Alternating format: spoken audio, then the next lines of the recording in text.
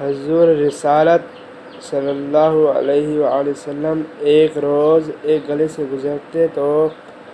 ایک بچے کو پکڑ کر اس کی پیشانی کو چوما اور اٹھا کر گود میں بٹھا لیا۔ صحابہ کرام علیہ رضوان نے عرض کیا، یا رسول اللہ، آپ نے اس قدر شفقت کیوں فرمائی؟ حضرت علیہ السلام نے فرمایا، میں نے اس بچے کو ایک دن امام حسین رضی اللہ عنہ کے ساتھ کھیلتے ہوئے دیکھا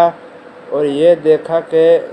لخت جگر حسین رضی اللہ عنہ کے پاؤں کی مٹی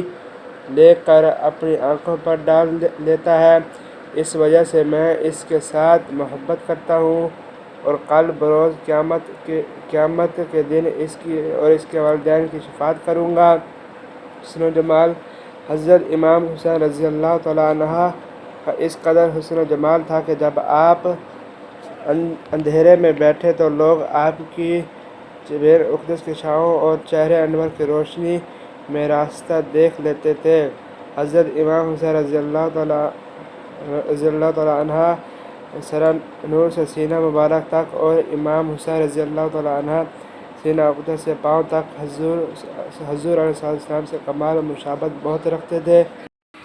تیری نسل پاک میں ہے بچہ بچہ نور کا، تیری نسل پاک میں ہے بچہ بچہ نور کا، تو ہے عین نور